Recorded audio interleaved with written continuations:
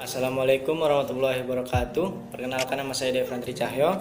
Di sini saya akan menyampaikan materi pada pertemuan hari ini, yaitu Pancasila sebagai ideologi bangsa Indonesia. Baik, yang pertama, Pancasila terdiri atas dua gagasan. Yang pertama, gagasan pertama itu usulan atas Presiden Soekarno, di mana bunyinya pada sila pertama yaitu kebangsaan Indonesia, sila kedua internasionalisme atau peri kemanusiaan, sila ketiga mufakat atau demokrasi, sila keempat kesejahteraan sosial, dan sila kelima Indonesia merdeka yang bertakwa kepada Tuhan Yang Maha Esa. Selanjutnya gagasan yang kedua yaitu Pancasila yang sekarang. Sila pertama ketuhanan Yang Maha Esa, sila kedua kemanusiaan yang adil dan beradab, sila ketiga persatuan Indonesia, sila keempat kerakyatan yang dipimpin oleh hikmat kebijaksanaan dalam permusyawaratan perwakilan, dan sila kelima keadilan sosial bagi seluruh rakyat Indonesia. Selanjutnya terdapat 5 analisis sila-sila Pancasila. Yang pertama, sila pertama itu merupakan sila yang murni dari gagasan bangsa Indonesia. Sila kedua merupakan terjemahan humanisme universal. Sila ketiga terinspirasi dari Jerman Eintoleriter Freistaat, dan sila keempat merupakan terjemahan dari demokrasi parlementer. Terakhir, sila kelima terinspirasi atas demokrasi sosial ekonomi. Selanjutnya saya akan membahas tentang definisi dari ideologi. Ideologi secara etimologi terdiri dari ide yang berarti gagasan, ide, konsep, cita, dan selanjutnya logos berarti ilmu. Dengan demikian dapat disimpulkan bahwa ideologi adalah suatu gagasan maupun cita-cita atau nilai dasar yang menjadi pegangan hidup. Terdapat 6 unsur pembentuk dari ideologi. Yang pertama, sekumpulan ide atau gagasan. Yang kedua, tersusun secara sistematis. Yang ketiga, bersumber dari pikiran manusia.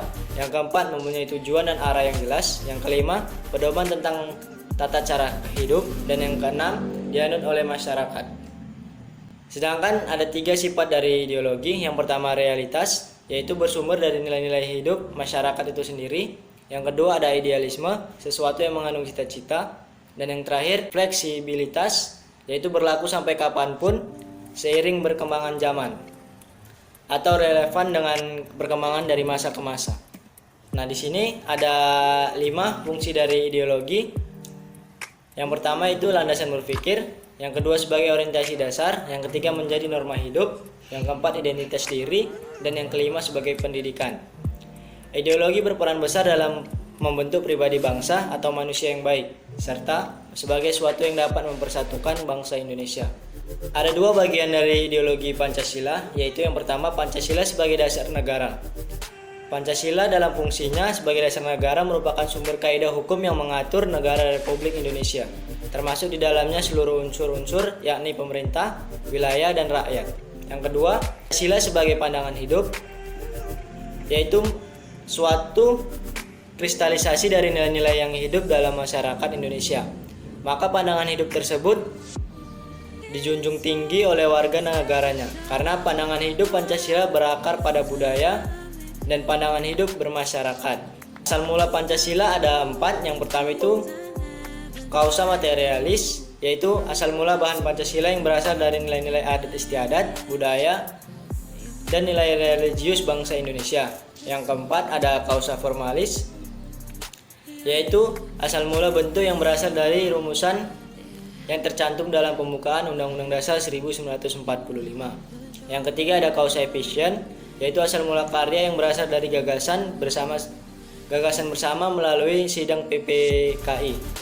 Dan yang terakhir causa finalis, asal mula tujuan yang berasal dari apa yang dicita-citakan pada sidang BPUPKI dan PPKI untuk menetapkan dasar negara yang sah. Selanjutnya ada 3 prinsip pendidikan Pancasila, yaitu yang pertama social studies, yang kedua morality, yaitu pembelajaran yang memfokuskan pada perilaku warga negara atau karakter moral, yang ketiga Pancasila sebagai landasan filosofis dan menjadi tongkat orientation bagi bangsa Indonesia menjadi nilai-nilai Pancasila dalam upaya mewujudkan perasaan berbangsa dan bernegara yang tinggi dan baik.